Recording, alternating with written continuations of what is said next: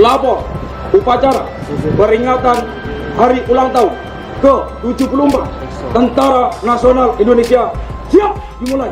Selanjutnya pasukan siap diperiksa.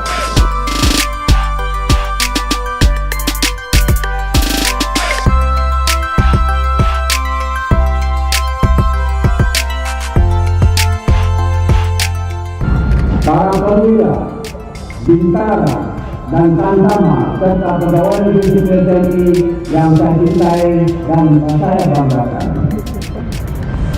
peserta upacara yang saya muliakan, sebagai insan yang beriman dan bertakwa, marilah kita senantiasa memanjatkan puji dan syukur kehadirat Tuhan Yang Maha Esa, Allah Subhanahu wa Ta'ala, atas segala limpahan karunia-Nya hingga kita dapat menyelenggarakan upacara memperingati hari ulang tahun ke-74 Tentara Nasional Indonesia dalam keadaan sehat walafiat.